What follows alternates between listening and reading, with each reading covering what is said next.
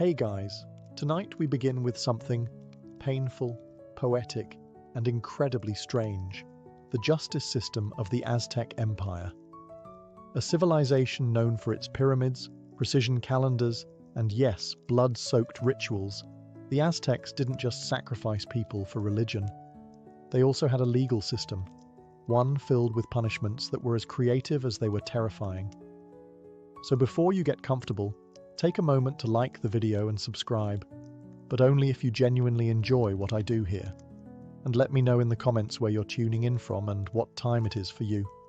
It's always fascinating to see who's joining us from around the world.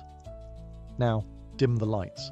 Maybe turn on a fan for that soft background hum, and let's ease into tonight's journey together. Imagine stealing food and being dragged naked through the city while chili powder is rubbed into your wounds. Or being forced to inhale smoke until you passed out. All because you cut down the wrong tree.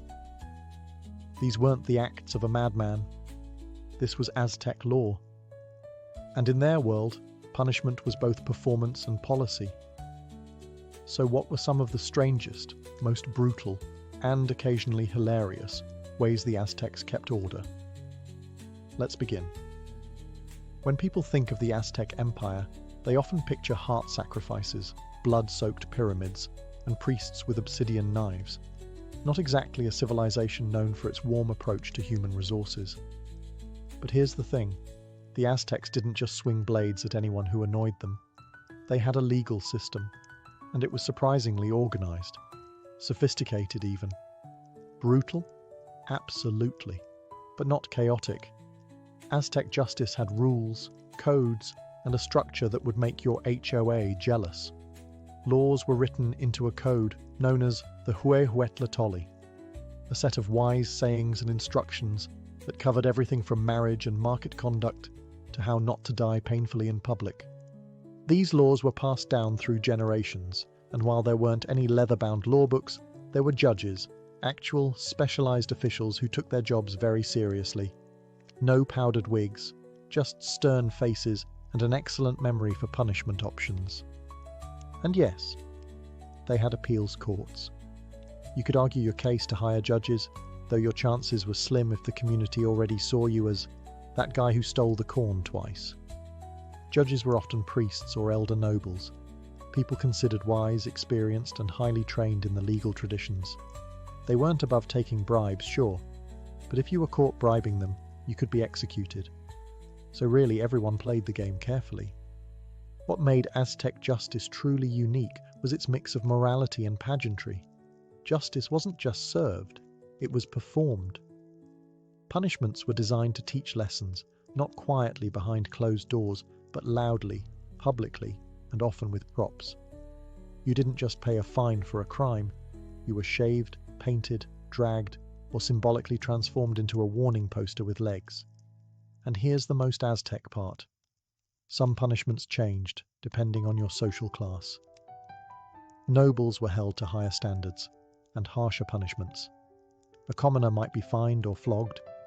A noble who did the same thing could lose land, titles, or his head. So no, Aztec justice wasn't random. It was sharp, stylish, public, and a little theatrical. And if you broke the law, the empire made sure you never forgot it, and neither did your neighbors. So you've broken a law in the Aztec Empire. Maybe you drank pulque underage. Maybe you stole a basket of maize. Or maybe, and let's hope not, you cut down a sacred tree. Whatever your crime, you're about to meet the Aztec court system. Don't bother calling your lawyer. There aren't any. The Aztec courts were highly structured, but not exactly what you'd call cozy. Think more stone platforms surrounded by stern men in feathered cloaks than cozy courtroom drama. The trial would take place publicly, often in a plaza or temple court, and it wasn't designed for theatrics, unless you count the part where someone might be shaved, painted, or whipped in front of a crowd. Cases were typically heard by judges known as tlaxitlan, wise elders or noblemen trained in the laws and customs of the empire.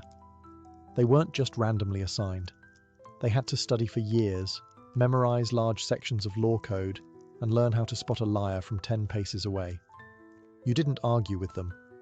unless you really like the sound of public flogging. The accused could defend themselves, and sometimes a family member or elder might speak on their behalf. But let's be honest, unless you were incredibly persuasive or very, very lucky, things probably weren't leaning in your favor. There were witnesses, evidence, and even multiple courts, including a high court and an emperor-level appeal. Yes, you could take your case all the way to the top, but the journey there was rough, and if the emperor decided you were guilty, well, let's just say there wouldn't be much paperwork afterward. One thing you'll notice quickly: the Aztecs didn't believe in dragging things out. No long trials, no years of debate. Judgments came fast, and punishment often came the same day. That's efficiency. Terrifying, skin-peeling efficiency. Also, no jails. Aztec society didn't warehouse criminals. You were either fined, humiliated, enslaved, or executed, and sometimes all four. But you were never forgotten. Aztec courts weren't about legal rights or clever technicalities. They were about moral clarity, social order, and public spectacle. So if you're standing before an Aztec judge, straighten up, speak carefully, and try not to sweat too obviously. They notice that sort of thing. In most cultures, kids who misbehave get a timeout, or maybe a stern lecture. In the Aztec Empire, they got something a little more intense. Meet the chili smoke chamber. Possibly history's most dramatic method of saying, listen to your mother. In Aztec households, obedience wasn't optional. Children were expected to work, listen, respect their elders, and contribute to the home. The idea was simple. Train them early to be good citizens, hard workers, and future warriors or weavers. And if little Cuauhtémoc didn't want to sweep the floor or dared to talk back, he got the chili. The punishment was called tranquil, and it involved placing the disobedient child in a small enclosed space, such as a hut or storage room, where chilies had been thrown onto a fire. As they burned, the room filled with a smoke so intense it made your eyes burn, your throat close up, and your sinuses scream. Think pepper spray, but with spiritual intent. The child wasn't harmed physically, at least not permanently, but the experience was unforgettable. They weren't beaten, bruised, or bloodied. Instead, they were overwhelmed. The sensory overload of chili vapor did the job of several hours of parental yelling in just a few minutes, and the goal wasn't cruelty, it was shame-based conditioning. Once you've coughed up your will to misbehave, you're unlikely to sass your parents again, at least until your voice comes back. Other punishments for children included being pricked with cactus spines, forced to sweep temples in public, or made to carry bundles of firewood beyond their strength. These acts weren't about humiliation for fun. They were rites of correction. And in a society where every person had a social duty, discipline wasn't negotiable. Even noble children weren't spared. In fact, they were held to higher standards. A noble boy who disrespected a teacher or elder could be bound, beaten, or even temporarily enslaved. Not permanently, but enough to make the lessons sting, figuratively and literally. So if you grew up Aztec, rebellion came with real consequences, and probably a few tearful, fiery afternoons spent marinating in chili smoke. Spicy? Yes. Effective? Definitely. And let's face it, no one forgets their first chili sauna. The Aztec Empire had one of the most unforgiving views of theft in the ancient world. Stealing wasn't just a moral failing. It was an attack on the structure of society. Food, tools, cloth, firewood. It all had value, and taking what wasn't yours didn't just offend your neighbor, it offended the gods. And the punishment? Let's just say the Aztecs weren't into subtlety. For first-time offenders, things started reasonably. A thief might be forced to return the stolen goods, make reparations, or be publicly shamed. Maybe a few lashes, maybe a haircut that said, "I steal things." Painful, but survivable. But if you stole again, you entered the realm of enslavement. The Aztecs didn't do prisons. They preferred that you work off your debt, quite literally. Caught a second time, and you might be handed over to the victim as a personal servant. You'd labor in silence, dignity gone, every step reminding you that honesty would have been easier. Now, If you were bold and/or foolish enough to steal a third time, things turned gruesome. Punishment 3 was often ritual skinning, not quick, not clean, and absolutely not private. It was slow, ceremonial, and publicly displayed. This wasn't just about pain, it was about symbolism. The skin was considered a sacred layer, a part of your identity. To remove it was to unmake you in the eyes of the community. Sometimes the skin was removed in strips, other times whole, and it wasn't just thrown away. In religious ceremonies, a priest might even wear the skin for a brief time in honor of the earth goddess, representing rebirth and punishment all in one macabre package. Sound horrifying? It was, and that was the point. This kind of justice wasn't just about the individual, it was about the message. A skinned thief in the market square stopped 1,000 future crimes. It made you think twice before swiping tamales or slipping a jade bead into your tunic. The Aztecs believed in law, in consequence, and in the power of example. And their message was clear. Steal once, we'll warn you. Steal twice, we'll work you. Steal 3 times, you won't be needing your skin. In the Aztec Empire, marriage was serious business. Not just a social contract, but a sacred bond tied to cosmic balance, family honor, and economic alliances. So when someone broke that bond with a little romantic extracurricular activity, the punishment was not divorce court. It was death by blunt object. Let's begin with the basics. Adultery wasn't treated as a private scandal. It was a capital crime, publicly prosecuted and severely punished. And it wasn't just men who got to point fingers. Women could accuse too. But if you were caught? The empire didn't do therapy. If a man was found sleeping with another man's wife, the husband had options, and none of them involved second chances. The most common penalty? Public execution, often by bludgeoning with a stone club, a heavy instrument called a makuahuitl. It was a sword-like weapon embedded with obsidian blades, but for domestic dishonor, the blunt version got the job done, painfully and thoroughly. Sometimes the punishment wasn't left to the courts. In certain cases, the wronged spouse could carry out the sentence personally. Talk about closure. Women caught cheating faced equally grim fates.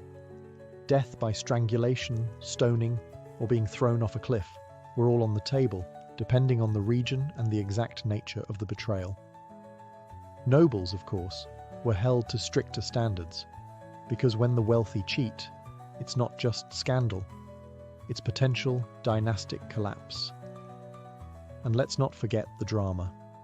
If the affair was exposed publicly, the accused might be paraded through the streets, mocked, shaved, painted, all before meeting their final punishment.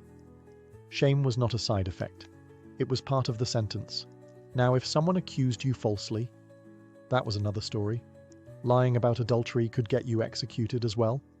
The Aztecs didn't tolerate character assassination unless it came with evidence, and they took witness testimony seriously. So no rumor-mongering for revenge, unless you liked playing with obsidian. At the heart of it all, Aztec marriage was a sacred institution, and violating it wasn't just a moral slip. It was an insult to society, gods, and law. So if you ever wondered whether ancient civilizations cared about monogamy, in the Aztec Empire, the answer was yes, to death. You've heard of being punished for theft, murder, even adultery. But what about cutting down the wrong tree? In the Aztec Empire, some trees weren't just wood with leaves, they were sacred. They represented the gods, the ancestors, or the very balance of nature.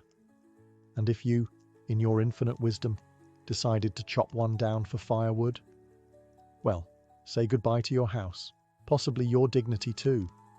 Certain trees, especially those planted near temples, marketplaces, or shrines, were considered protected by divine right. Damaging one was seen as a spiritual offense, not just an act of vandalism. You weren't just hurting nature, you were insulting the cosmic order. The punishment? For a first offense, you might be publicly beaten, often with cactus spines or thorny branches. Yes, They made nature punish you with itself. Poetic justice with a prickly edge. But that wasn't the worst of it. In many cases, you'd also be forced to pay restitution, in the form of goods, labor, or even losing your home. Your property could be confiscated or burned, and in some regions the offending tree cutter was paraded through the town, while villagers hurled insults and occasionally pebbles. The idea wasn't just to hurt you physically, it was to let everyone know, this idiot messed with the gods' landscaping, and if you were a repeat offender, you might be enslaved, especially if the tree you harmed was near a sacred site. Because apparently, if you couldn't respect the roots of a tree, you didn't deserve roots of your own. To modern ears, it might sound absurd, punished for trimming a branch. But to the Aztecs, this was serious. Nature wasn't passive. It was alive, sacred, and deeply connected to the divine. Trees, rivers, mountains, they weren't resources. They were relatives, and harming them without permission was like slapping your grandmother and hoping nobody noticed. So yes, if you lived in the Aztec Empire, you needed to know your botany laws. That tree outside your neighbor's house? Better ask first. The shady one in the marketplace? Definitely don't touch it, because in this world, ignorance isn't bliss. It's just flammable property and bruises from thorns. In most cultures, teenage drinking ends with a lecture, a bad hangover, or a very awkward ride home with your parents. In the Aztec Empire, it ended with execution. Let's get one thing straight. The Aztecs weren't anti-alcohol. They had a beloved sacred drink called pulque, made from the fermented sap of the maguey plant. It was frothy, slightly sour, and loaded with ritual significance. Pulque was used in religious ceremonies, festivals, and even funeral rites. For adults, especially elders and priests, it was considered medicinal and divine. But if you were a teenager, one sip was a death sentence. Young Aztecs were expected to be disciplined, respectful, and absolutely sober. Pulque was for those who had earned it, through battle, age, or wisdom. Youth was a time for learning, not partying, and drunkenness among teens wasn't just frowned upon, it was seen as moral collapse. So if a teenager was caught drinking, the punishment was swift and harsh. A first-time offender might be shaved bald, a mark of shame.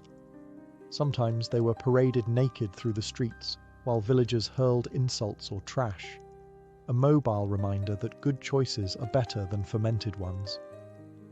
But for repeat offenders, the sentence escalated fast. Execution by strangulation or beating, often in public. The method wasn't designed for drama, it was designed for memory. One teenager hanging from a pole was all it took to sober up the rest of the neighborhood for a generation. Even noble-born youth weren't spared. In fact, they were held to stricter standards. A prince caught drinking might face ritual humiliation in the royal court, or be sent to live in a cold, remote temple as punishment. The message, privilege doesn't excuse foolishness. Why so severe? Because the Aztecs saw drunkenness as a kind of spiritual rot, a gateway to laziness, disrespect, and disobedience. And in a civilization that depended on order, discipline, and cosmic balance, a tipsy teen was a ticking time bomb. So next time you imagine a wild Aztec party, remember, unless you were old, high-ranking, or involved in a funeral, your pulque cup stayed dry. Otherwise, your throat wouldn't. In the Aztec Empire, work wasn't just a chore. It was a virtue, a sacred expectation, a civic duty written into the social fabric. Everyone, from commoner to noble, had a role to play in the great cosmic machine. So what happened if you didn't pull your weight? Let's put it this way.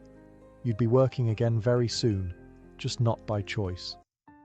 Laziness, idleness, slacking off, these weren't treated as personality quirks. They were considered offences against the gods, particularly Tlaloc, god of rain and agriculture, and Tezcatlipoca, who kept a sharp eye on moral behaviour. The gods didn't give you good harvests, so you could nap in the shade. If you disrespected the order of labour, the Aztecs made sure you'd feel the consequences. If a man refused to work, refused to help his family, or consistently ignored his civic duties, he could be dragged into the marketplace and publicly shamed. His head might be shaved, his clothes replaced with rags. In some cases, he'd be forced to wear rotten garments or carry bundles of firewood through the town while people shouted things like, "Behold the man who does nothing." But that was the gentle version. Repeat offenders might be beaten with rods, tied to a post, or, if their laziness was seen as willful defiance, sold into slavery. Not forever, but long enough to learn the lesson. You're either useful or you're used. Even noble-born youths were monitored closely. If a young man of high rank refused to train for war or skipped temple duties, his family could request that he be sent to a house of youth correction, which sounds like summer camp, but was really more like a military boot camp with cactus punishments.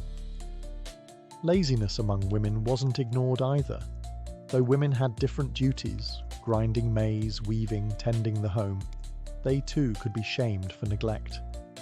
Mothers were expected to raise hard-working children, not ones who lounged around chewing maize husks. The Aztec belief was simple. Idleness disrupts harmony. A lazy person risks their family's well-being, their community's balance, and the favor of the gods. So if you were planning to lounge around the Chinampa and skip your corn harvesting chores, better start running. Because the punishment wouldn't be quiet, and it wouldn't be optional. In the bustling heart of the Aztec Empire, the Tranquility or marketplace, everything was negotiable, except honesty. Selling rotten fruit, watered-down pulque, or fake obsidian was not just bad business. It was criminal behavior, and the Aztecs had zero tolerance for marketplace mischief. You weren't just breaking a rule. You were betraying the gods who blessed commerce, agriculture, and fair exchange. Every seller, whether hawking tamales or trading jade, was expected to abide by strict ethical codes. Markets were sacred spaces, often overseen by special officials called pochtacatlatok, market judges or inspectors. Their job? Walk among the stalls, listen for complaints, and catch people slipping pebbles into their chili powder. If you got caught selling spoiled goods, punishment was swift and very public. A first-time offence might involve public shaming, your stall overturned, your produce scattered, and your hands bound for everyone to see. Shoppers would walk past and spit insults like, "There goes the liar with wormy avocados." Selling something falsely advertised, say dyed feathers labelled as sacred Quetzal plumes, was even worse. That could get you beaten, fined, or in extreme cases, banished from the market altogether. And in a society where markets were your lifeline, banishment wasn't a timeout. It was economic death. Repeat offenders could be enslaved or branded, marked so future buyers knew never to trust your mangoes again.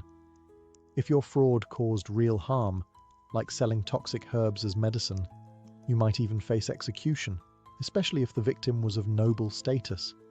It wasn't just about punishment, it was about protecting trust. The market was where communities met, families survived, and tribute flowed. If buyers stopped trusting sellers, the entire structure began to crumble. That couldn't be allowed.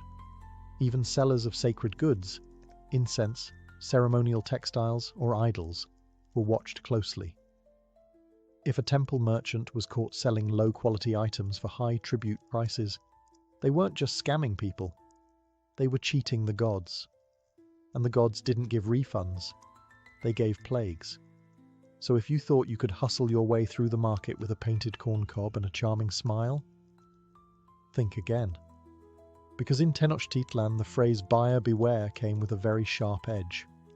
If you ever found yourself standing in an Aztec courtroom, surrounded by elders in feathered cloaks and facing judgment under the piercing gaze of a priest judge, here's one golden rule. Do not lie. Seriously. Don't embellish. Don't misremember. And absolutely don't invent your own version of the truth.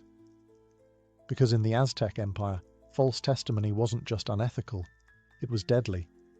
The Aztecs held truth as a sacred principle, not just a courtroom courtesy. Telling the truth meant upholding order, harmony, and divine balance. Lies, on the other hand, corrupted the social structure and offended the gods, especially Tezcatlipoca, the god of night, judgment, and truth. He didn't appreciate your creative storytelling. Court trials depended heavily on witness testimony. There were no security cameras, no forensic labs, just your word against someone else's. And that word carried serious weight. So when you lied in court, you weren't just tipping the scales. You were potentially sending someone to their death or enslavement unjustly. The punishment for perjury? Execution, often by strangulation, stoning, or being clubbed to death, depending on the region and the severity of your deceit. If the lie was proven after the trial, and your false words led to someone else's suffering, you'd often be made to suffer the same fate you caused them. It was poetic justice, with sharp edges. Even lesser lies came with serious consequences. Public beatings, banishment, or ritual humiliation could follow. You might be painted black, the colour of deceit, or shaved bald and paraded through the market with a sign around your neck reading something like, "Talks too much, tells too little truth." False accusers weren't just punished for lying. They were seen as threats to society itself, willing to manipulate justice, harm others, and risk divine anger for selfish gain. Aztec law wasn't about technicalities, it was about moral clarity. And in their eyes, truth was sacred, binding, and non-negotiable. So if you ever stood in the plaza, accused of a crime, and thought a small fib might get you off the hook, remember, in the Aztec Empire, the truth could set you free, but a lie, it could bury you. The Aztecs believed in second chances, just not very many of them. Their legal system was harsh, but not heartless. A first offence might earn you a warning, a fine, or a good public flogging to help you remember the lesson. A second time, and you'd face something more intense, maybe public humiliation, servitude, or the loss of your possessions. But a third offence, that's when things got serious, like ritual execution serious. To the Aztecs, repeated crimes weren't just a nuisance, they were proof that you had refused to live in balance. And balance, in Aztec worldview, was everything. The crops grew because society worked. The sun rose because people obeyed their roles. So when someone broke the law again and again, they weren't just annoying, they were a threat to cosmic order. Let's say you were a thief. First time, you return the goods. Second time, you're enslaved. Third time, you're skinned. Slowly, in public, with the full backing of the law and, very possibly, the neighbourhood. Or maybe you lied in court. Again. The punishment wasn't just harsher than before. It was symbolic. Your repeated dishonesty made you inhuman in the eyes of society. And what happens to those who lose their humanity? They become examples, warnings, cautionary tales. And it wasn't just about physical punishment. Repeat offenders could lose their legal protection entirely. That meant anyone could harm, enslave, or publicly shame you. And you had no legal recourse. You weren't exiled. You weren't imprisoned. You were unpersoned. In some cases, a repeat offender could be permanently banished from the market, the village, or even their own family. Imagine being spiritually erased, not because the gods abandoned you, but because you abandoned the social contract one too many times. To the Aztecs, lawbreakers weren't inherently evil. They were correctable. But repeat offenders were something worse, unwilling to learn.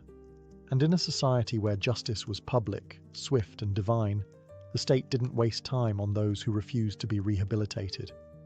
So if you got caught once, you were lucky. Twice, you were warned. But if you stood in that courtroom a third time, you were already gone.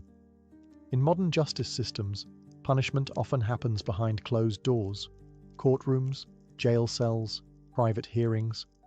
But in the Aztec Empire, justice was street theatre. Punishment wasn't just meant for the person who broke the law. It was designed to educate everyone else. The Aztecs believed that fear and shame were tools just as important as clubs and cactus whips.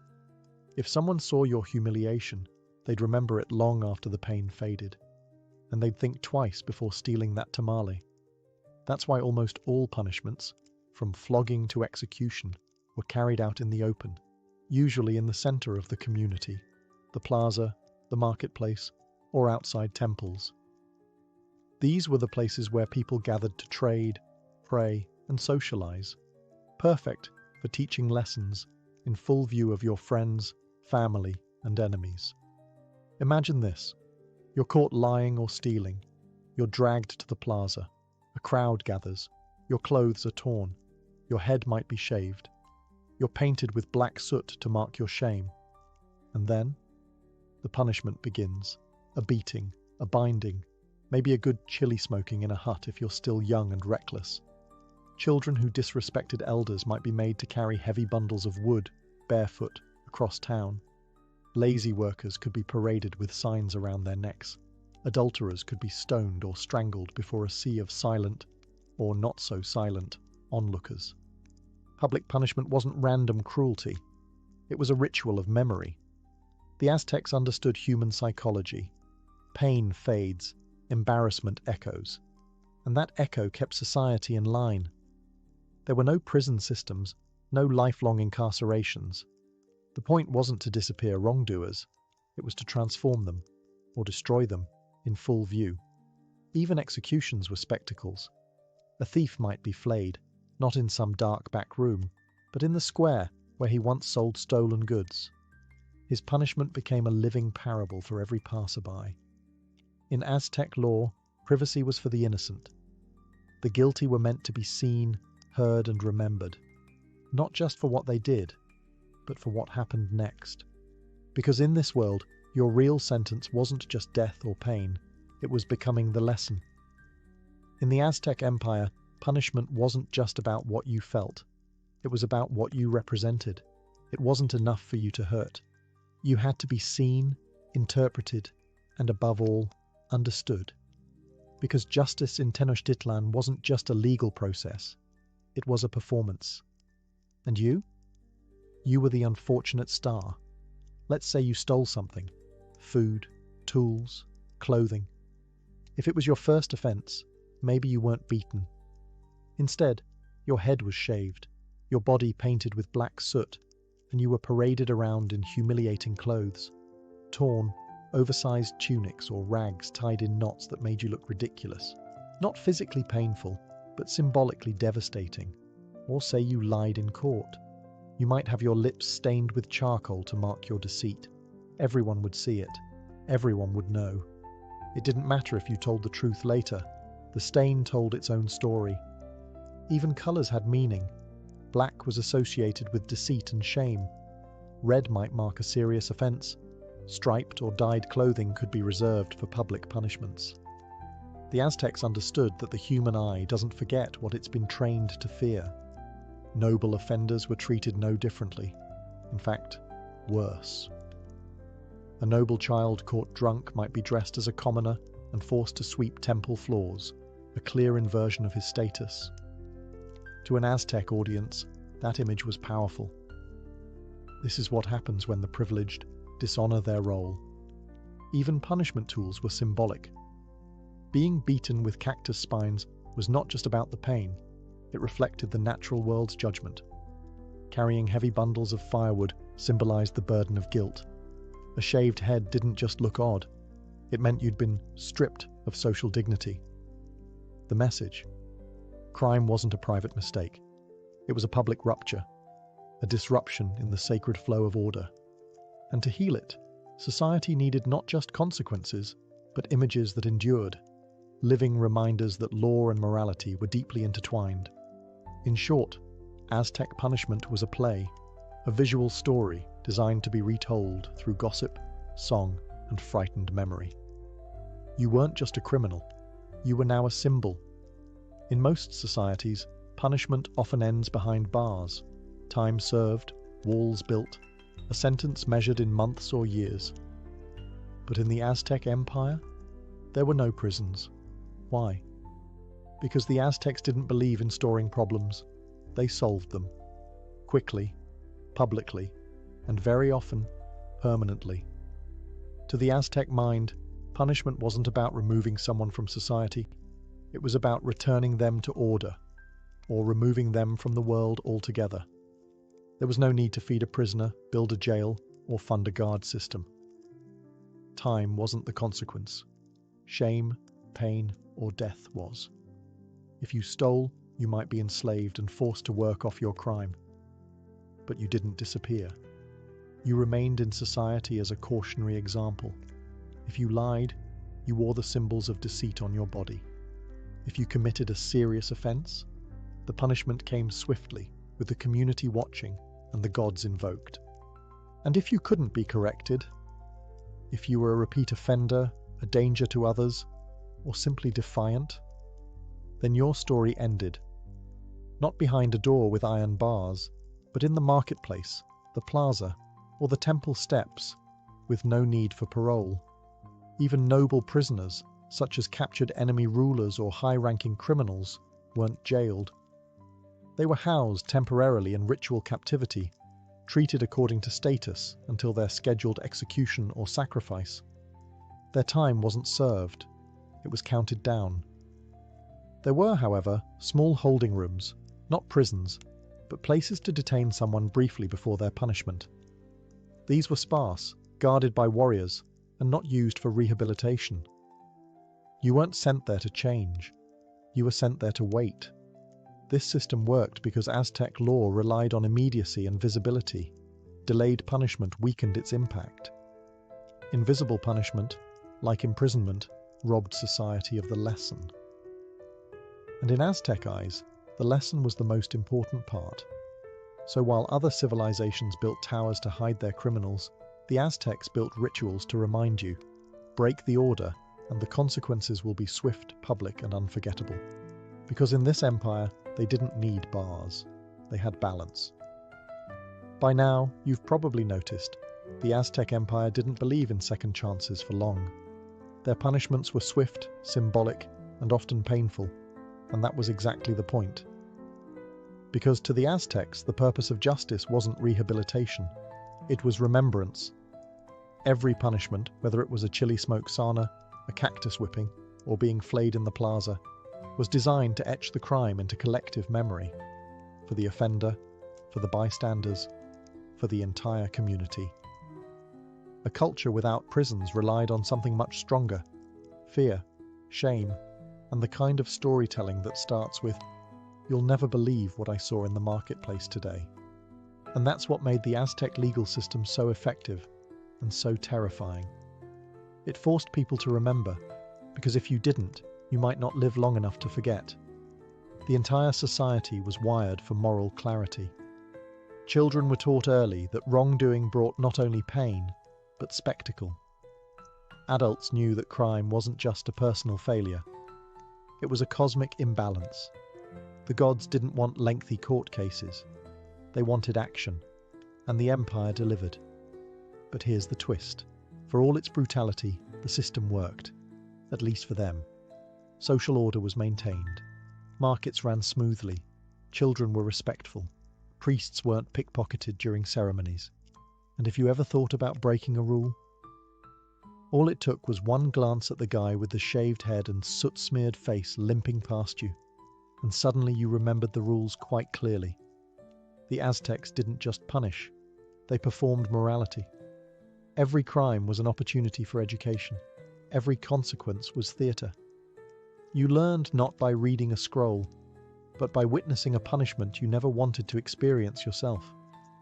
And if you couldn't learn, well, the system had room for that too. In a society without long-term prisons, non-learners were recycled into warnings. You either remembered the rules, or you didn't survive long enough to break them again. That was Aztec justice, swift, symbolic, and unforgettable in all the ways that mattered. Before she was the scourge of Roman merchants and the symbol of seaborne defiance, Chota was a woman navigating the brutal politics of a rising Illyrian kingdom. She didn't inherit her throne in peace, she married it. As the wife of King Agron of the RDA tribe, one of the most powerful Illyrian coalitions on the eastern Adriatic coast, Tuta entered a world dominated by warlords, smugglers, and maritime raiders. Agron was a formidable king, known for his military ambition and expansionist campaigns.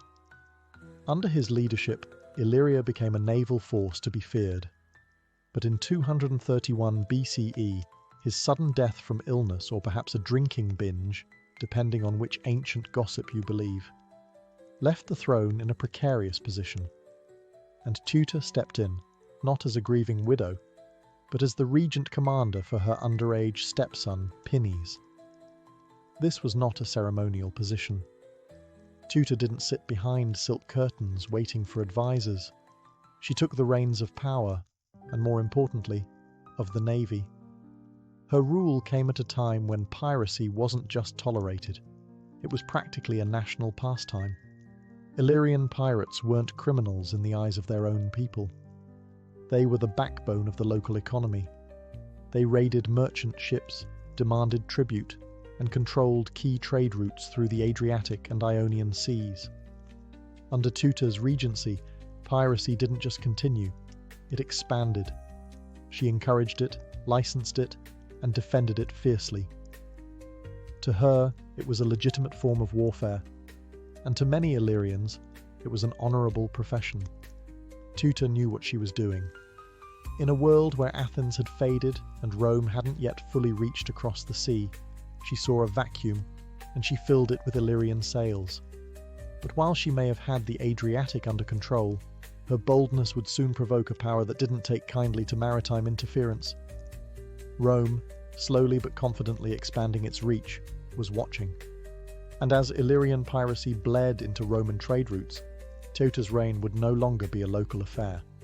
It would become an international problem, one the Romans decided needed a very permanent solution. The Queen of the Rocks and Sea had stirred a giant. Tutor's pirates weren't just raiding isolated merchant boats. They were striking at Roman convoys, demanding tribute from Greek cities under Roman protection, and even plundering ports along the western coastline. To Rome, this wasn't piracy. It was an insult. And Romans were not famous for letting insults go unanswered. By 230 BCE, Roman senators had had enough. The Senate dispatched a formal diplomatic mission to Tutor's court, a warning cloaked in diplomacy, but with a blade behind the back. The lead ambassador, a Roman named Lucius Coruncanius, was known for his bluntness. His instructions were clear. Tell the Illyrian queen to stop the piracy, or Rome would take action. When the delegation arrived, they were likely met in Scodra, Tutor's capital. Imagine the scene. Marble columns, Illyrian guards with crested helmets, and a queen seated not in fear, but in full command. Tutor welcomed them. But when they delivered Rome's message, her response was frosty. She gave them the kind of answer only a monarch with salt in her veins would give. In her own words, as later recorded by Roman historians, she claimed that Illyrian kings had always permitted their subjects to make a living however they pleased, including through piracy. She essentially told Rome that what happened at sea was out of her hands. It wasn't exactly the answer Rome wanted. And then came a fatal mistake. One of the Roman envoys, perhaps emboldened by Roman pride or just plain arrogance, insulted Tutor, publicly. He accused her of acting like a woman, implying she was weak, emotional, and unfit to rule. Whether it was sexism, diplomacy, or sheer stupidity, that remark cost him his life. Not long after, he was assassinated on Tutor's orders, a decision that would echo all the way back to the marble floors of the Roman Senate. Rome erupted in outrage. Killing a Roman envoy was more than a diplomatic breach. It was an act of war. And not just any war. This would be Rome's first military campaign across the Adriatic, the beginning of its expansion into the eastern Mediterranean. Tutor had made her move. Whether out of pride, policy, or sheer fury, she had crossed the line.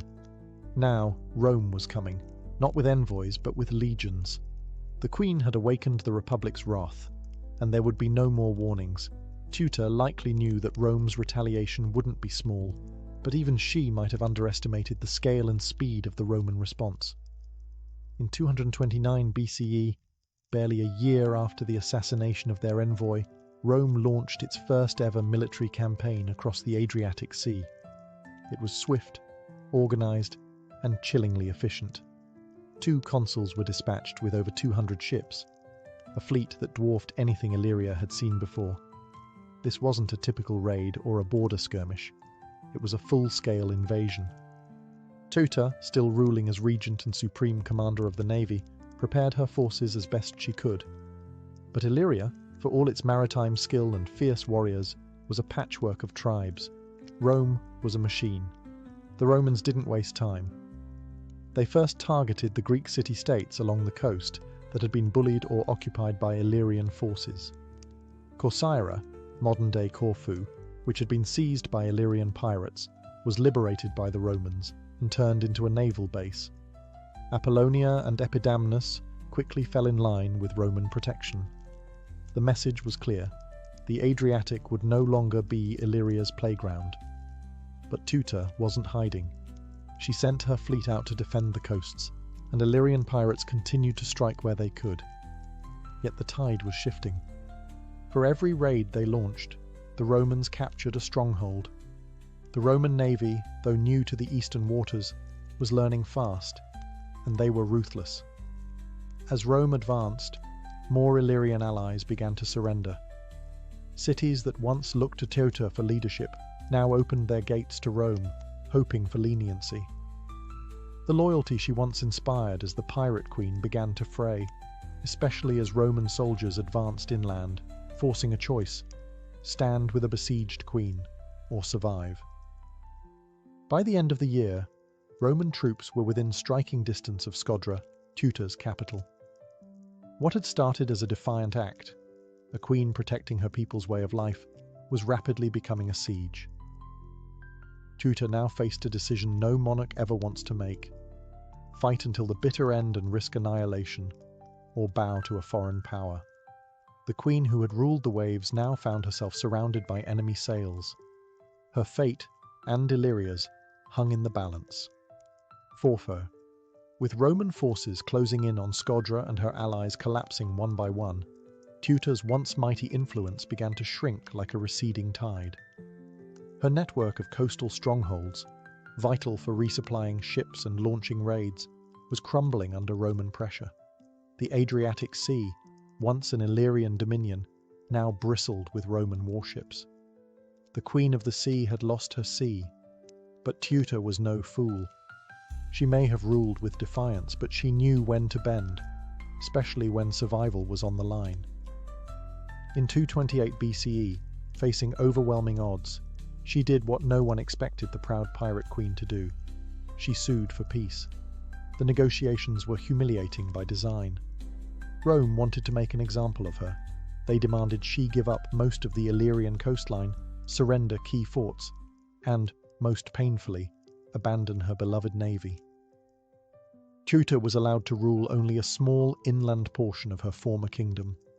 And even there, she had to promise never to sail beyond a narrow stretch of coastline with more than 2 unarmed ships. 2 unarmed ships. For a woman who once commanded fleets, it was a symbolic castration. The sea was no longer hers. The title of Pirate Queen had been forcibly retired, and the Adriatic now answered to Rome. But even in surrender, Tutor wasn't completely broken. Though her political power was gutted and her military reach clipped, she retained her title and remained regent for a short time. Her ability to survive the storm, quite literally, showed the cunning and realism that had defined her rule.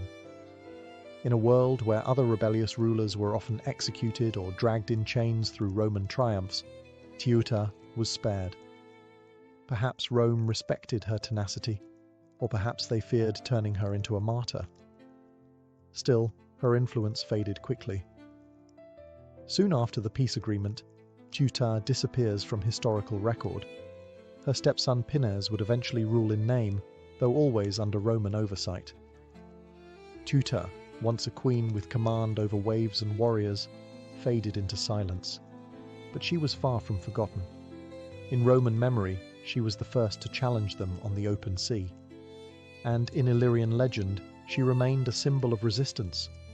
a woman who dared to defy a rising empire and nearly got away with it. Though Teuto's rule ended in surrender, her legacy laid the foundation for one of the most critical transitions in Mediterranean history: the birth of Rome as a naval superpower. Ironically, it was her defiance that forced Rome to evolve. Before Teuta, Rome had been primarily a land-based power. Its military strength came from its legions, its politics from the landowning elite, and its focus was always centered on the Italian peninsula. The sea? That was for traders and Greeks, or for pirates like the Illyrians. But Teuta changed that. The First Illyrian War, sparked by her bold resistance and the assassination of a Roman envoy, was Rome's first serious engagement across the Adriatic. It required building fleets, mastering sea routes, and learning how to occupy and administer coastal cities. This wasn't just a temporary expedition, it was an initiation. Teuta didn't just anger Rome, she forced them to expand. And Rome took notes. They didn't dismantle the pirate system and leave, they replaced it. After their victory, Rome established protectorates along the Illyrian and Greek coastlines, securing trade routes that had previously been at the mercy of Teuta's raiders. They installed friendly rulers, collected tribute, and built a lasting presence. The Adriatic, once Illyrian blue, now shimmered with Roman sails. It's easy to overlook the significance of this. But without Teuta, without the crisis she caused, Rome might never have become a naval empire so early. She was, unintentionally, a catalyst. Her resistance prompted innovation, her aggression triggered a transformation, and her fall marked a strategic shift in Roman foreign policy, from guarding borders to crossing them. Of course, she didn't do this willingly. Teuta's goals were never to teach Rome how to build an empire. She was fighting to protect her people's independence, to legitimize Illyrian seafaring, and to hold on to her authority in a man's world. But like so many historical figures caught in the gears of empire, her legacy would be written by her enemies. Still, one can't help but wonder, had Teuta not challenged Rome?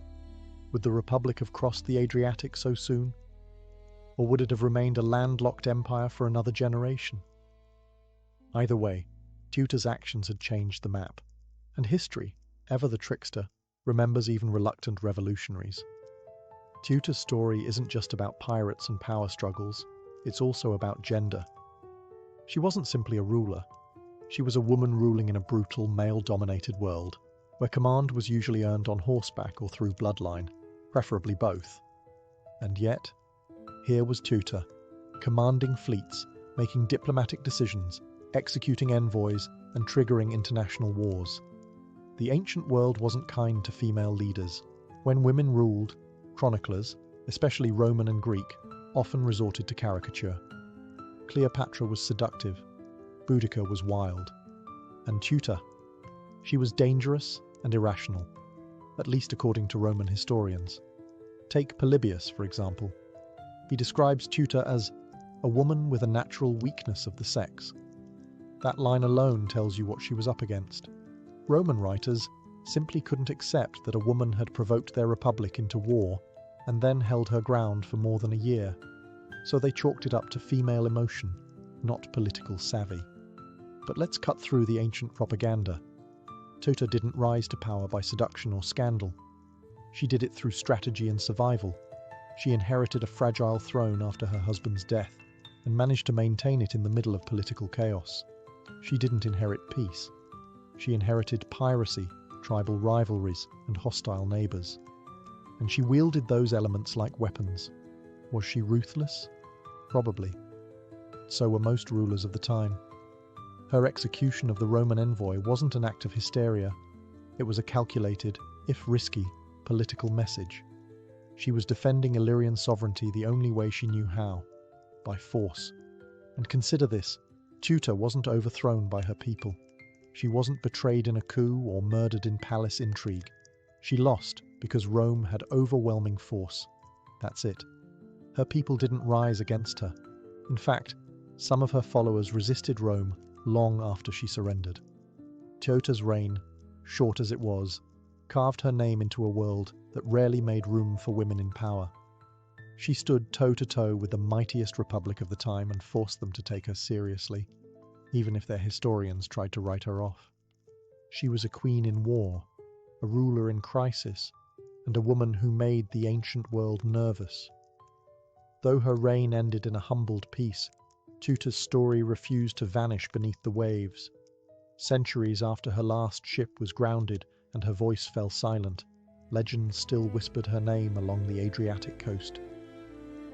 In Illyria, her image transformed from that of a defeated regent into something far more enduring, a symbol of national pride, resistance, and feminine authority. In Albanian folklore especially, Tuta became more than a queen.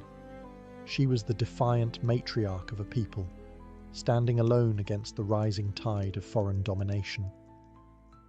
Her name was passed down not through dusty treaties, but in the oral histories of shepherds and sailors. Statues of her now stand in modern Albania and Montenegro, bronze reminders that some rulers outlive their empires. And what an empire it was! Illyria may never have rivaled Rome in size or infrastructure, but under Tuta's leadership, it held dominion over key sea lanes and coastal cities.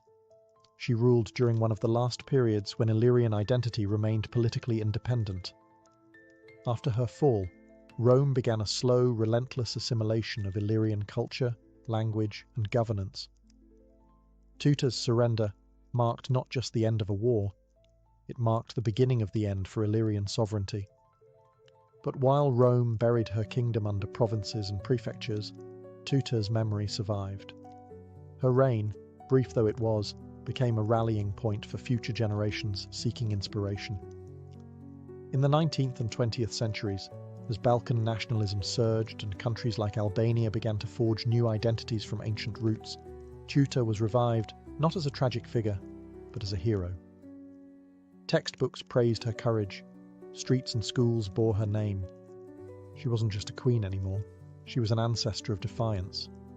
Even in modern scholarship, her story continues to provoke debate. Was she a reckless pirate, or a pragmatic leader forced to embrace piracy as state policy? Was she a tyrant, or a woman backed into a corner by the death of her husband and the ambitions of an empire? Whatever the truth, Tuta occupies a rare space in ancient history, a woman who refused to apologize for her power, and whose decisions, for better or worse, reshaped an entire sea. Her ships may have been scuttled, but her legend, it still sails. Over time, Tuta's historical reality blurred into something mythic, a figure half draped in truth, half draped in legend. And it's easy to see why. A queen ruling a coastal kingdom, commanding pirates, defying Rome, and vanishing from history without a clear end. That's the stuff legends are made of. In coastal towns like Kotor and Ulkinj, stories are still told of a queen who once ruled from a towering castle by the sea. Locals will point to crumbling ruins and say, that was Tuta's stronghold, even when archaeology offers little proof. She is said to have thrown herself from cliffs to avoid Roman capture, to have hidden treasure in secret island caves, and to have cursed the waters that betrayed her. None of it can be confirmed, but none of it has ever really needed to be. Because Tuta wasn't just a person anymore. She became a symbol, and symbols are immune to conquest. Even the sea seems to echo with her presence. The name Queen Tuta is engraved on modern cruise ships, hotels, and cultural festivals. Writers in the Romantic era painted her as a tragic heroine, while modern feminists in the Balkans praise her as an early icon of female leadership. Albania in particular has embraced her fully. Statues of Tuta, often depicted with windswept hair and a sword at her side, now grace public squares. Schoolchildren learn her name alongside Skanderbegs.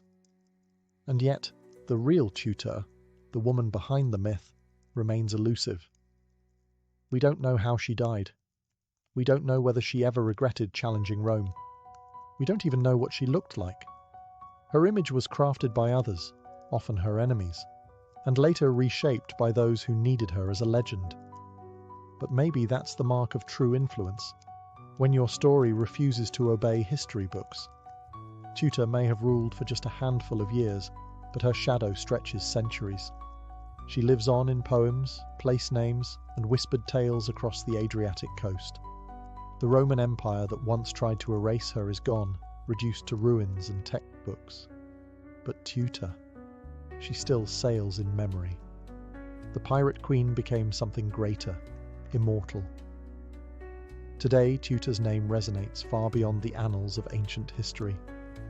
Her story has been adopted, adapted, and echoed in ways she could never have imagined, not just as a historical curiosity, but as a cultural and national icon. In Albania, Montenegro, and across the Western Balkans, she represents something vital: the fierce independence of a people who refused to be swallowed by empires. Her story speaks loudly in a region that has known centuries of occupation, division, and struggle. For Albanians especially, Tutor has become more than a queen. She's a symbol of national identity.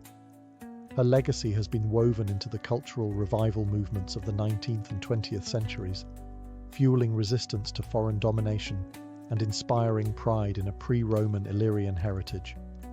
In a world where borders have shifted countless times, where languages and loyalties have blurred, Tutor is a constant, rooted in stone, salt, and defiance.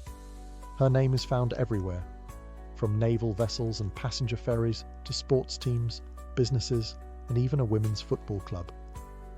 Schools teach her as a national hero. Statues of Tutor, sword in hand and gaze, set on the horizon, overlook harbours once dominated by her fleet. She has become the Adriatic's eternal guardian, a queen not just of the past, but of the cultural present. Her relevance doesn't stop at borders. In the broader conversation about women in leadership, Tutor has become an ancient case study. Her story offers a rare glimpse into female command in a time and place where that was almost unheard of. She challenges modern assumptions about gender and power in the ancient world.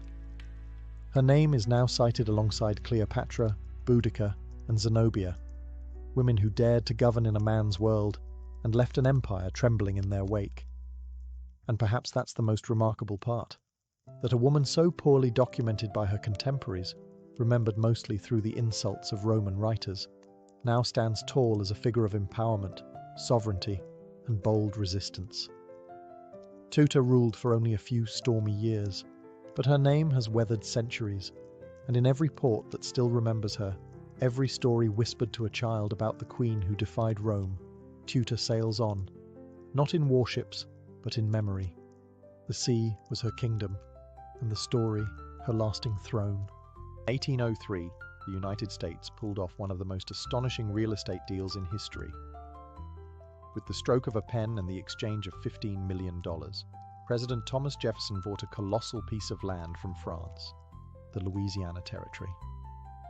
This wasn't a few acres outside New Orleans. This was over 800,000 square miles of uncharted wilderness, stretching from the Mississippi River all the way to the Rocky Mountains and beyond. Jefferson was thrilled. The land would ensure room for westward expansion and secure control over vital trade routes. But there was one small problem. Nobody really knew what was out there. Maps were vague. Rumors swirled about giant mountains, woolly mammoths, a mythical northwest passage to Asia, and river systems that could either carry you to the Pacific or nowhere at all. Jefferson needed answers, and fast. He wanted to turn that blank map into something tangible, something real. So, he devised a plan. Send a small, elite team west to explore the new territory, chart its geography, establish relations with native tribes, and ideally, find a direct water route to the Pacific Ocean. For this unprecedented task, Jefferson turned to Meriwether Lewis, his personal secretary, a former army captain, and someone with an insatiable curiosity for science and nature. Lewis, in turn, chose William Clark, an old friend, military veteran, and skilled outdoorsman, to co-lead the journey. The pair had different personalities. Lewis was introspective and intense, while Clark was steady, practical, and social. But together, they balanced each other perfectly. Their mission was to gather information, not to conquer. They were to take notes on everything: animals, plants, rivers, rocks, and languages. They were diplomats, naturalists, and explorers rolled into one. But let's be clear, this was not a stroll through the woods. The expedition would carry them through untamed rivers, dense forests, scorching plains, and snowy mountains. There were no supply stations, no GPS, no lifelines, just handwritten journals, iron determination, and the hope that the Pacific lay somewhere out there in the fog of the West. Thus, the stage was set. A young nation had bought a vast mystery, and two men were about to step into it, armed with nothing but their courage and a mandate from the president.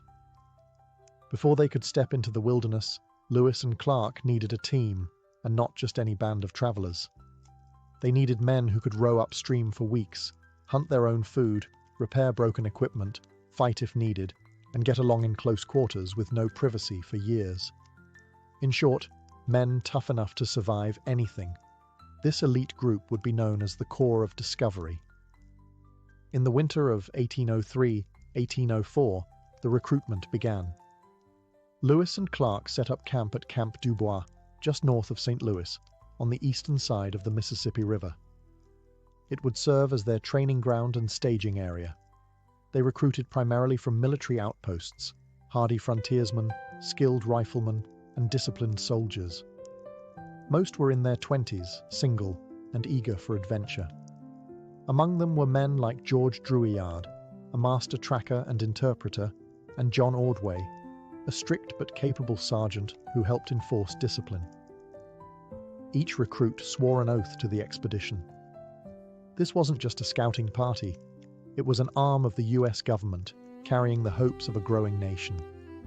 Lewis and Clark would lead, but every man had a role to play. Blacksmiths, carpenters, hunters, cooks, even musicians were included to help boost morale. Supplies were no less essential. The crew loaded up a custom-built keelboat, complete with a sail, oars, and a cabin. They packed trade goods to offer native tribes: beads, knives, mirrors, peace medals with Jefferson's image, as well as medical kits, scientific instruments, muskets, gunpowder, and over 200 pounds of ink and paper for journals. The men drilled every day through the winter. They practiced rowing, sailing, portaging, and marksmanship. They learned how to survive together, how to follow orders, and how to trust their captains. Discipline was strict. Desertion could mean flogging. But the unity they forged would become their greatest weapon on the journey ahead. By May of 1804, the Corps was ready.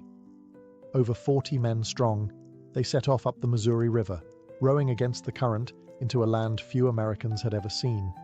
It was the beginning of a journey that would take them over mountains, through tribal nations, and all the way to the Pacific, or so they hoped. On May 14, 1804, the Corps of Discovery officially departed from Camp Dubois and began rowing up the Missouri River, the longest river in North America. For the men on board, it was the start of something legendary, though they had no idea how long it would last or what they would face. The terrain ahead was uncharted. The maps were blank. Everything was guesswork. The first stretch of the expedition was grueling. The Missouri's strong current worked against them. Each day meant hours of back-breaking effort, pulling ropes from the riverbanks, pushing poles into the riverbed, or hoisting sails when the wind cooperated. There were sandbars, submerged logs, swarms of mosquitoes, and sweltering summer heat. But even in those early days, Lewis and Clark made it clear that this was not just a voyage. It was a scientific expedition. Every evening, they meticulously recorded observations, plant species, animal behaviors, weather patterns, and river conditions. They sketched maps and measured distances with chains and sextants. They weren't just exploring, they were documenting the new American frontier. The Corps passed through lands occupied by numerous Native American tribes, people who had lived there for generations and knew the rivers and plains intimately. The expedition's first major interaction came with the Otto and Missouri tribes near present-day Nebraska. The meeting was formal, diplomatic, and crucial. Clark presented gifts and medals, while Lewis explained the United States' new claims over the territory. a concept that many native leaders viewed with skepticism. Still, diplomacy prevailed for now. The Corps pressed on. Wildlife became both a marvel and a threat. Grizzly bears, previously unknown to the Americans, proved far more aggressive than anticipated. Swarms of gnats and mosquitoes tormented the men relentlessly. Bison herds thundered across the plains. Prairie dogs, never before seen by Easterners, amazed Lewis so much he tried to ship one back to Jefferson alive. By October 1804, after 5 grueling months on the river, they reached the Mandan and Hidatsa villages in present-day North Dakota. There, as snow began to fall and the Missouri iced over, the Corps built Fort Mandan and prepared to spend the winter among the tribes. They had come hundreds of miles, but the hardest part of their journey still lay ahead. The Rocky Mountains were waiting, and so was the vast unknown beyond. As the Missouri River froze and the snow deepened, the Corps of Discovery settled into winter at Fort Mandan, a crude but sturdy log structure built near the villages of the Mandan and Hidatsa tribes. It was now late 1804, and temperatures plunged well below zero. The men spent the season repairing gear, restocking provisions, and interacting with the local tribes, whose hospitality and knowledge would prove invaluable. The Mandan and Hidatsa were experienced traders and farmers. Their villages bustled with activity even in the heart of winter, and their generosity helped the Corps survive. The two tribes also had something even more valuable than food: intelligence.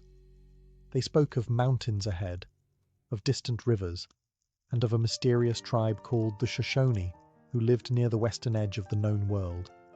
A tribe Lewis and Clark desperately needed to find, because if there was any hope of crossing the Rockies and reaching the Pacific, they would need horses, and the Shoshone were known to have them. And this is where Sacagawea enters the story. During their stay, Lewis and Clark hired a French-Canadian fur trapper named Toussaint Charbonneau as an interpreter. He came with his young wife, a Shoshone woman named Sacagawea, who had been kidnapped as a child and sold to Charbonneau. Though still a teenager and pregnant at the time, Sacagawea quickly proved far more than just the trapper's wife. In February 1805, she gave birth to a son, Jean-Baptiste, nicknamed Pomp by Clark. And just 2 months later, with her infant slung on her back, Sacagawea set off with the Corps as they resumed their westward journey. Her presence transformed the expedition. First, she was an interpreter, able to communicate with Shoshone bands they would later encounter. Second, she knew some of the terrain ahead. And third, perhaps most importantly, she was a symbol. A woman carrying a baby signaled peace to the tribes they met along the way. War parties didn't bring families. The Corps of Discovery left Fort Mandan in April 1805 with stronger supplies, better maps, and a new hope. Ahead lay roaring rivers, towering mountains, and challenges none of them had faced before. But now they had Sacagawea, a quiet force who would shape the fate of their mission. As the Corps of Discovery pushed deeper into the continent in spring 1805, the Missouri River began to change. The once wide and muddy current narrowed, twisted through rocky valleys, and grew more turbulent. The land around them was no longer gentle prairie. It was rising, rugged, and wild. The expedition was entering the upper Missouri Basin, and the terrain was turning against them. They soon encountered one of their most daunting physical challenges, the Great Falls of the Missouri. Instead of the single waterfall Lewis had anticipated, they faced a series of 5, a 21-mile obstacle of rapids and cascades. The Corps had to carry boats and supplies across dry land in a brutal portage. It took over a month of exhausting labor. The men hauled tons of cargo across prickly pear cactus fields and swarms of biting insects, all while dragging hulking boats over rolling terrain with makeshift wheels. Despite the hardship, the portage was also a turning point. The falls confirmed that the expedition was on the right track. Native accounts had mentioned the falls, and reaching them proved that the fabled Northwest Passage, if it existed, might lie just beyond. But the river didn't lead them to an easy route west. Instead, it led them straight into the Rocky Mountains. By August 1805, the Corps had reached the three forks of the Missouri, where the river splits into the Jefferson, Madison, and Gallatin. They followed the Jefferson River, tracing Sacagawea's childhood memories in hopes of finding her people. Soon, they encountered a small group of Shoshone, and in an extraordinary twist of fate, the chief turned out to be Sacagawea's own brother, Camorwait. The emotional reunion couldn't have come at a better time. Through Sacagawea and the newly gained trust of her tribe, the Corps secured horses and guides, essential for the next leg of the journey. The dream of a water route to the Pacific was fading, but with horses and Shoshone support, crossing the Rockies was now possible. The river had brought them far, but now it was the mountains that would test them. And the next few weeks would prove to be the most grueling of the entire expedition. With Shoshone horses now secured, and the dream of a Northwest Passage by water officially dead, the Corps of Discovery faced their next and most grueling ordeal. Crossing the Bitterroot Mountains, a snow-cloaked range in western Montana and Idaho that made the Rockies look merciful. This was not exploration anymore. This was survival. Guided by the Shoshone and later the Nez Perce, Lewis and Clark led their men into the high passes of the Bitterroots in September 1805, right as early snowstorms began to hit. The path was a nightmare, steep, narrow, and blanketed with snow. The men slipped along icy trails, their hands and faces cracked from cold. They had no game to hunt. Their horses were collapsing from starvation, and the men were reduced to eating candles, soup made from animal hides, and whatever roots they could scavenge. At times, they could barely move a mile per day. By the time they descended into Nez Perce territory, the Corps was on the brink of collapse. They were emaciated, exhausted, and barely alive. The Nez Perce could have attacked them. They had the numbers and the element of surprise. But instead, the tribe chose mercy. The Nez Perce fed the men dried salmon and camas root and helped them recover. It was a pivotal moment. Without the Nez Perce, the expedition might have died right there, buried in a mountain pass. Once they recovered, Lewis and Clark cached their horses and built new dugout canoes. The rivers, now the Clearwater, the Snake, and eventually the mighty Columbia, would carry them the rest of the way to the Pacific. But they knew something now that they hadn't known at the start. There was no direct water route across the continent. The Northwest Passage that generations of explorers had hoped for simply didn't exist. The mountains cut the continent in half. Still, they had made it across. The Corps pressed on, racing against the coming winter, braving new rivers and new dangers. But spirits were rising again. They had endured the worst nature could throw at them, and the smell of the ocean was no longer a fantasy. It was real. And just ahead, Chapter 7, Reaching the Pacific. In October 1805, after months of hardship, the Corps of Discovery emerged from the wild interior and began their descent down the Columbia River, a waterway that would lead them finally to the Pacific Ocean. For the first time in over a year, they were traveling downstream. The land was changing. The air was wetter, the forests denser, and the rivers teemed with salmon. But it wasn't smooth sailing. The Columbia, though majestic, was treacherous. Rapids, whirlpools, and jagged rocks made navigation dangerous. One wrong move could smash a canoe and send supplies, or men, to the bottom. Several boats capsized, equipment was lost, yet the Corps pressed on, driven by something stronger than fear, the nearness of their goal. Along the way, they passed through lands inhabited by powerful and populous tribes, the Walla Walla, the Yakima, the Chinook, and others. Trade and diplomacy continued. In some cases, tensions rose, especially when tribal customs clashed with the Corps' military discipline. But no battles broke out, and many tribes offered fish, roots, and information in exchange for trinkets, knives, or Jefferson's silver peace medals. Then, in mid-November 1805, they saw it. The Pacific Ocean. Or more precisely, they saw the Columbia River's estuary, churning with tidal waves and storm winds. Clark wrote in his journal, "Ocean in view.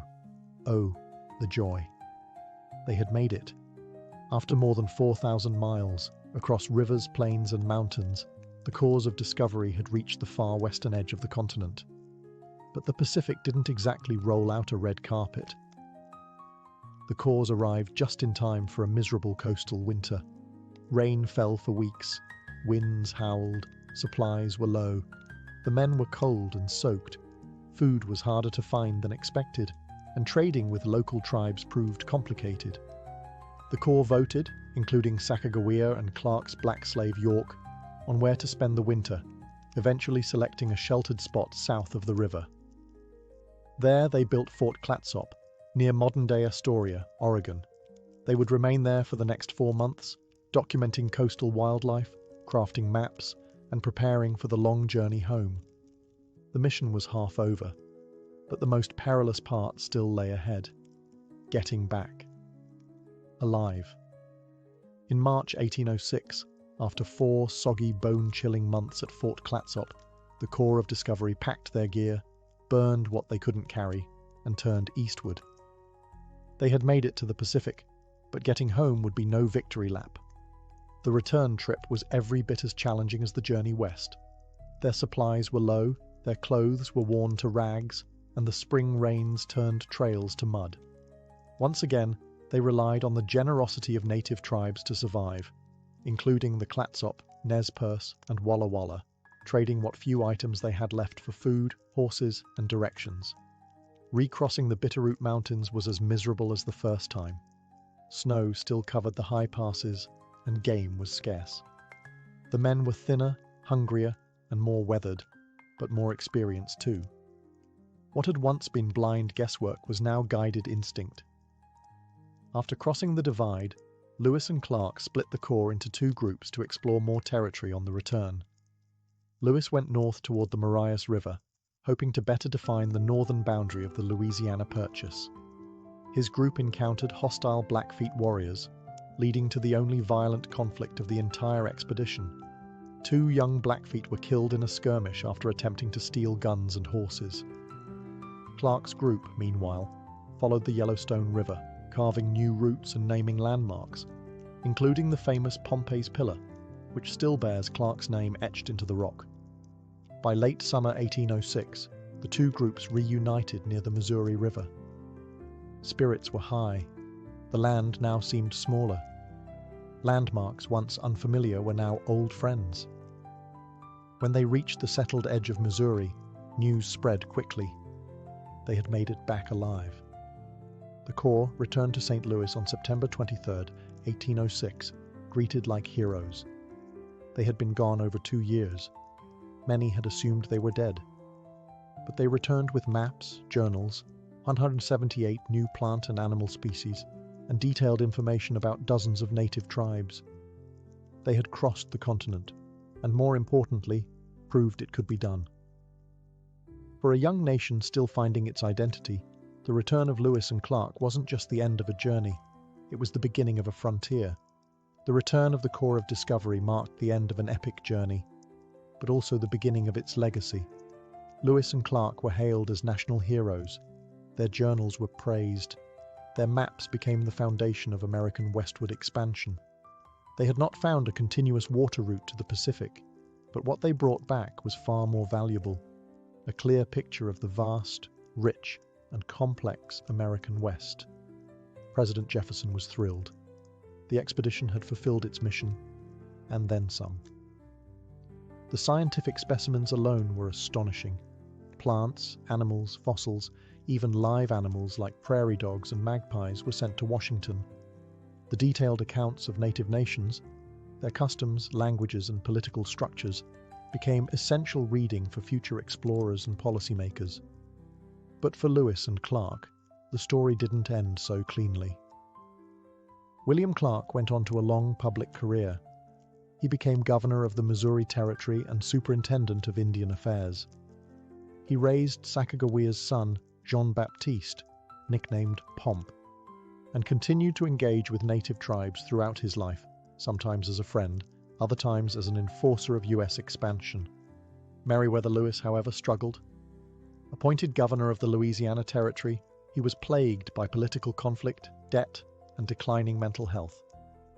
Just 3 years after the expedition, in 1809, Lewis died under mysterious circumstances, likely suicide, along the Natchez Trace in Tennessee. He was only 35. As for Sacagawea, her life after the expedition remains partly veiled in uncertainty. Records suggest she died young, in 1812, though some oral traditions claim she lived much longer. What's clear is that her presence was essential. Without her, the Corps might never have made it through the Rockies or gained the trust of key tribes. Her strength, endurance, and quiet intelligence changed the fate of the expedition, even if the history books didn't always give her full credit. The Corps of Discovery reshaped how Americans saw their country. They showed that the continent was vast, interconnected, and already inhabited by diverse sovereign nations. They opened a door that would soon flood with settlers, soldiers, and ambition. Lewis and Clark didn't just explore new land. They stood at the edge of something far larger, the future of the United States, and it would never be the same.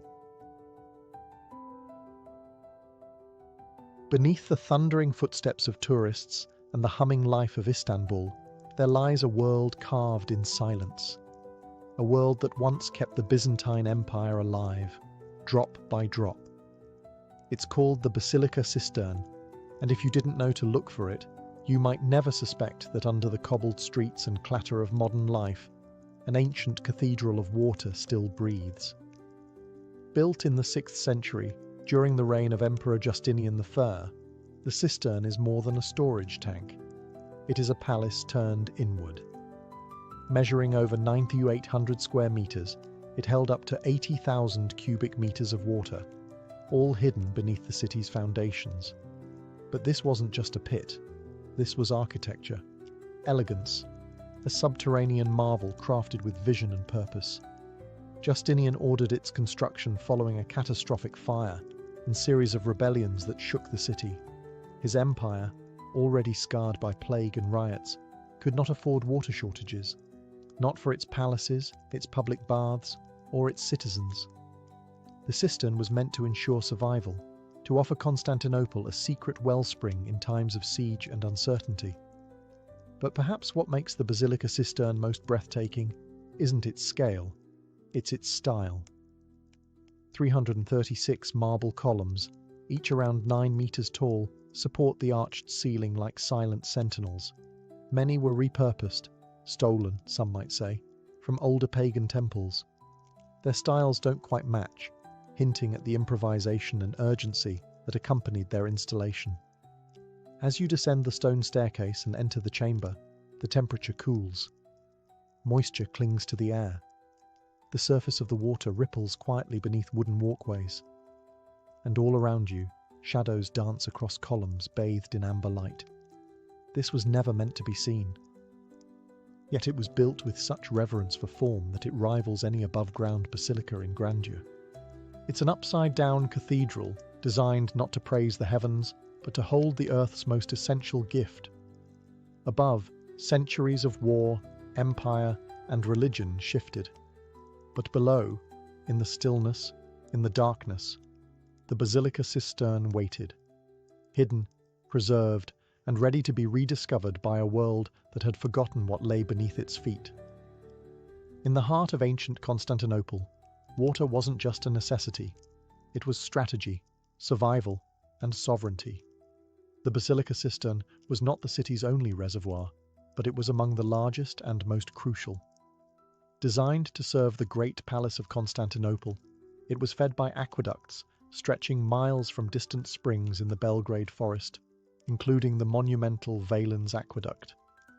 The city's population was enormous for its time, hundreds of thousands, all demanding fresh water not just for drinking, but for public baths, fountains, and even imperial gardens. During times of peace, water flowed freely through the city's intricate systems. But Constantinople was a fortress as much as it was a metropolis, and siege was always a looming threat. The cistern's genius lay in its invisibility. While invaders could cut off aqueducts or poison external wells, they couldn't touch what they didn't know was there. Hidden beneath a nondescript building, once a basilica, hence the name, the cistern acted as a secret reservoir, supplying the palace complex and surrounding districts even when war battered the city's walls. Its construction was a feat of both engineering and manpower. Thousands of slaves, laborers, and artisans worked under imperial orders. Materials were recycled from across the empire, particularly from temples in Asia Minor. That's why, when walking through the columns, some are ornately fluted, others plain, and still others oddly mismatched. They were borrowed, repurposed, and given new life in the service of empire. Though its function was purely practical, its design is undeniably beautiful. Light filters down in golden shafts. The columns disappear into still, dark water. The silence is broken only by the gentle lapping of droplets falling from the ceiling. Visitors today describe it as otherworldly, haunting, elegant, like a cathedral built for ghosts. Over the centuries, as empires fell and others rose, the basilica cistern slowly faded from public memory. Covered over, forgotten, and eventually left off maps entirely, it became one of the city's hidden arteries, still holding water, still doing its job, long after its creators had turned to dust. Few places embody Constantinople's quiet genius better than this underground sea. It wasn't just architecture. It was defiance made of stone, water preserved beneath a burning, crumbling world. For centuries, the basilica cistern was forgotten, not destroyed, not ruined, simply hidden. As the Byzantine Empire crumbled and the Ottoman Empire rose, the city transformed. Churches became mosques, palaces were rebuilt, streets shifted, and names changed. But the cistern remained, quietly collecting water beneath it all, shrouded in darkness and silence. By the time the Ottomans conquered Constantinople in 1453, the cistern had already faded from collective memory. The Ottomans, brilliant architects themselves, had their own systems for water management. They rarely used the older Byzantine cisterns, considering them relics of another time. And so, the basilica cistern fell into obscurity, not demolished, just ignored. Yet, as is often the case with buried wonders, it couldn't stay hidden forever. Stories began to circulate. Locals in Istanbul's Sultanahmet district claimed they could draw up water and even catch fish by lowering buckets into holes in their basements. Some told of eerie echoes and voices coming from underground. Others swore their cellars stayed unnaturally cool, even in the sweltering summer. Curiosity stirred. It wasn't until 1545, nearly 1,000 years after its construction, that the cistern was formally rediscovered. A scholar named Petrus Gillius, working on topographical studies of the ancient city, listened to local rumours and investigated. Entering a private home, he descended by torchlight into the darkness, and there it was, a vast, echoing chamber of water and stone, perfectly preserved beneath the earth. He described the space in awe, columns disappearing into the darkness, fish gliding through silent water, and the occasional faint ripple from above. His writings reintroduced the cistern to the world, and slowly its legend resurfaced. Yet even after its rediscovery, the cistern remained mostly neglected. Locals occasionally used it as a well or a fishery, but it wasn't restored, lit, or open to the public. For centuries more, it remained the domain of shadows and whispers. It wasn't until the 20th century, with modern archaeology, tourism, and restoration, that the basilica cistern emerged once more as a wonder of Istanbul. But in that long sleep, sealed beneath a living city, it gathered something precious, mystique. And in that mystique, it became something more than a reservoir. It became a legend. Walking into the basilica cistern feels like stepping into a forgotten world, one where time hangs in the air like mist, and every sound is swallowed by stone. The moment your foot hits the wooden walkway, you're surrounded by 336 marble columns, rising from dark water like a forest carved by forgotten hands.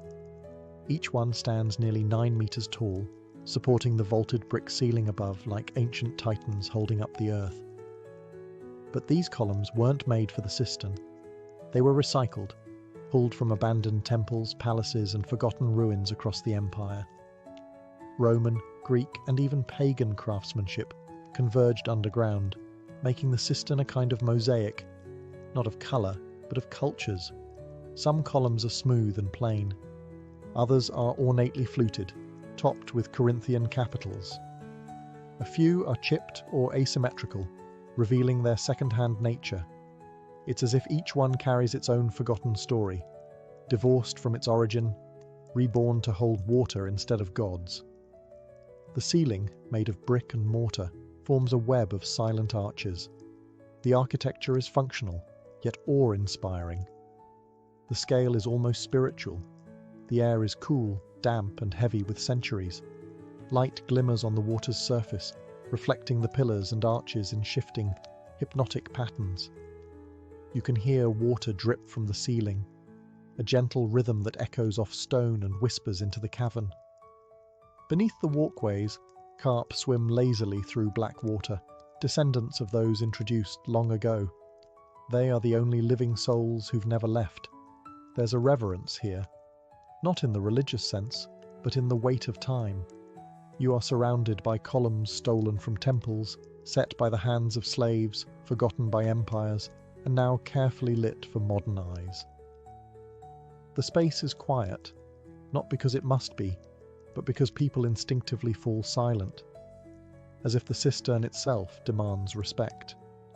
This isn't just a ruin, it's a living memory of Roman grandeur, Byzantine pragmatism, Ottoman indifference, and modern wonder. The columns don't just hold the ceiling, they hold history, they hold silence, they hold the space between the ancient and the now, and ask nothing of you except that you listen. Tucked away in the far northwest corner of the cistern, past rows of shadowed columns and flickering reflections, lie two of the most mysterious and iconic elements of the basilica cistern, the Medusa heads. These massive stone carvings serve as the bases of two columns, their origins unknown, their purpose debated, and their expressions forever frozen in stone.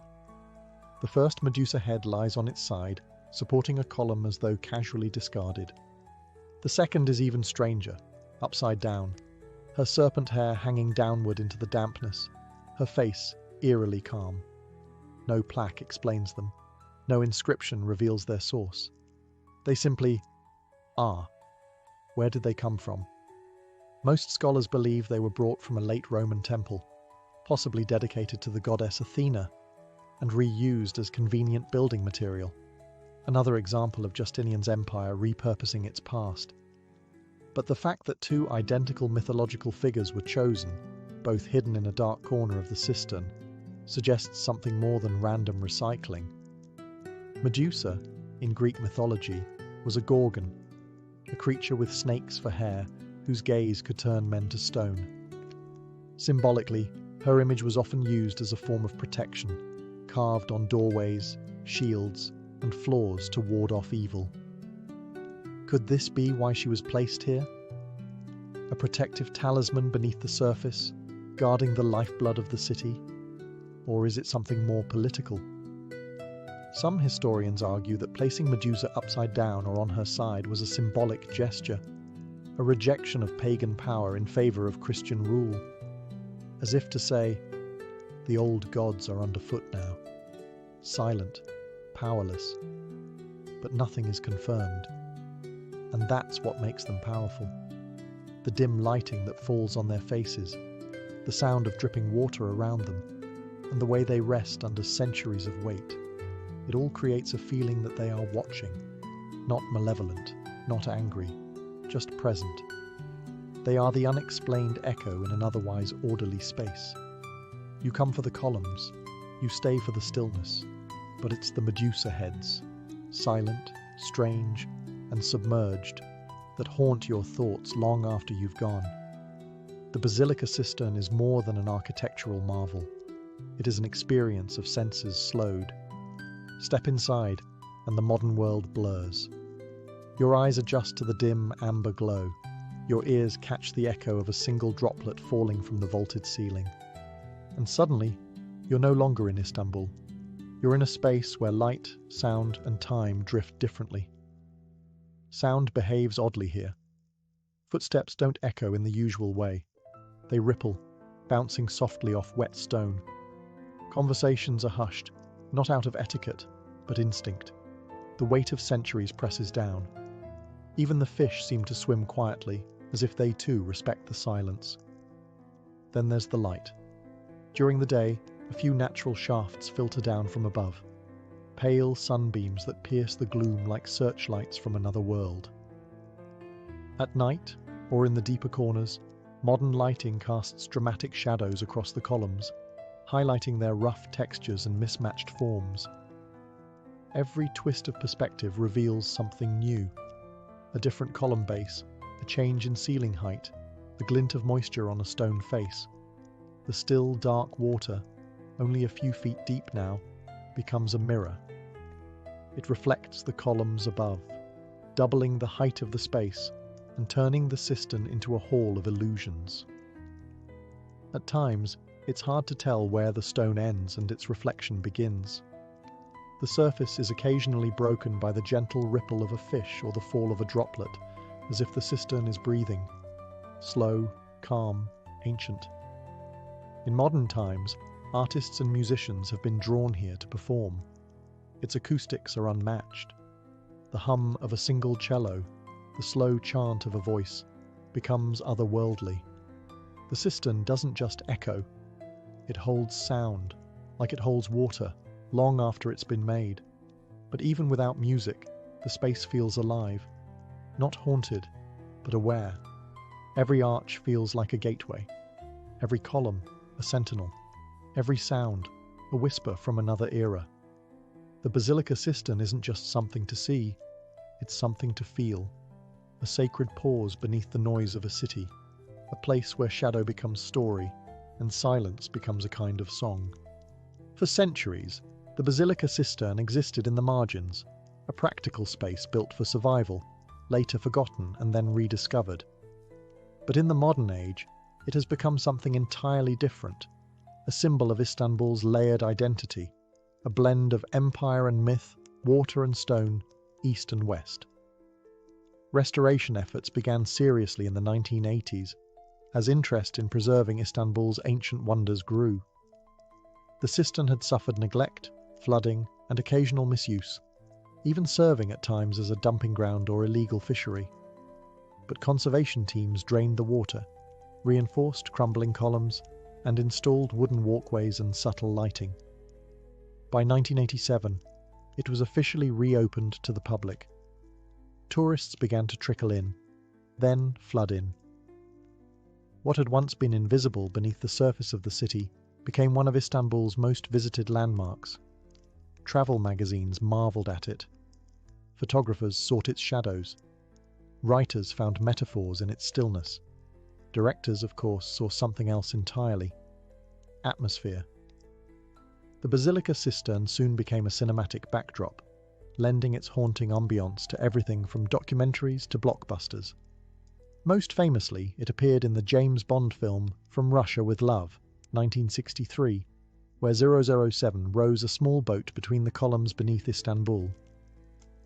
More recently, it was featured in Inferno, 2016, adapted from Dan Brown's thriller, turning the ancient reservoir into a stage for modern suspense. But the cistern is more than a film set. It is a mirror of Istanbul itself, a city constantly built atop its own past. Churches beneath mosques, palaces beside skyscrapers, history underfoot. The cistern reminds us that even beneath our everyday lives, the remnants of great civilizations remain, waiting patiently, hidden just beneath the surface. Its transformation from utility to icon is part of what gives it power.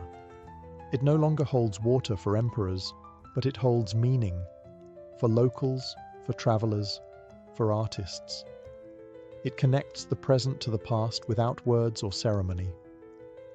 A place once built in secrecy now draws the world to whisper its name. It is no longer just a cistern. It is a threshold to mystery, memory, and the unseen heart of a city that refuses to forget. Walking through the Basilica cistern today, it's easy to forget how fragile it once was, how close it came to being lost entirely. The structure has no lavish entrance, no towering facade. It was never meant to dazzle. It was meant to disappear. And yet, it has survived earthquakes, invasions, neglect, and the unyielding march of time.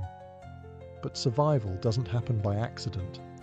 The cistern owes its preservation to a series of quiet guardians, not emperors or generals, but engineers, scholars, and curious locals who refused to let it fade.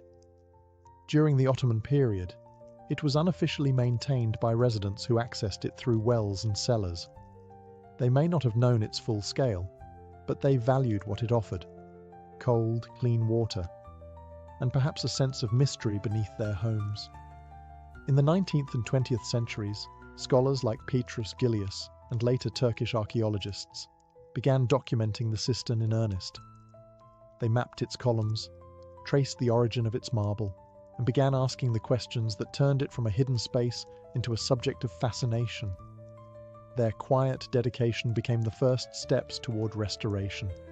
And in modern times, it's the caretakers, guides, and preservationists who guard it now, maintaining its structure, balancing humidity, controlling algae, and ensuring visitors walk safely on suspended walkways. The still water must be managed. The columns must be monitored. Even the light must be delicately balanced. Too much, and it shatters the mood. Too little, and the past slips back into shadow. It is also guarded by storytellers, those who share its history, who translate the silence into meaning. Every guide, every documentary, every quiet traveller who lingers a moment longer in front of the Medusa heads, they too become keepers of the cistern. And let's not forget the locals, Istanbulites who grew up hearing tales of fish in basement wells, of shadowy stone rooms beneath the city. For them, the cistern is not just a tourist site, it is a neighbour, a legend they've always known was just below the surface. So while the empires above have fallen and the palaces they served are now museums, the Basilica cistern endures, not because it demanded attention, but because generations refused to let it be forgotten. Not all guardians carry swords. Some carry flashlights, notebooks, or simply respect. The Basilica cistern is more than stone and water. It is memory suspended in silence. Beneath the pulse of modern Istanbul, it remains untouched by the rush of taxis, the clang of tram bells, or the call to prayer ringing out above. Here, everything slows. You do not visit the cistern so much as descend into it, as if entering a dream whispered by the earth itself. Its true power lies in its stillness. Nothing here is loud. Nothing insists. The columns don't shout. The arches don't boast. The Medusa heads don't explain themselves. And yet, everything speaks, softly, patiently, if you know how to listen. The water mirrors the ceiling mirrors time. You begin to wonder if the place is really underground, or just outside the edge of reality. This isn't the kind of monument that celebrates conquest or faith. It doesn't have golden domes or mosaic saints. It simply endures. Its beauty is in how it refuses to vanish, how it turns the practical into the poetic. Built to hold water, it now holds wonder. Each visitor leaves with something different. For some, it's awe, that a structure so ancient could still be so intact. For others, it's tranquility, a moment of escape from the chaos above. And for many, it's mystery. Why were the Medusa heads placed that way? Who shaped these columns?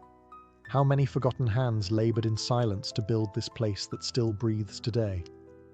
As the tour ends and you climb the steps back toward daylight, the spell doesn't quite break. You emerge into the sound of cars and footsteps, into sunshine and the smell of roasted chestnuts. But part of you stays behind. Part of you still hears the dripping water, still sees the flicker of gold light on ancient stone. The Basilica Cistern is not just a relic, it is a reminder that beneath every empire, every city, every story, there is something deeper, something older, something waiting in the dark. Still waters run deep, they say, and in the heart of Istanbul, they echo forever.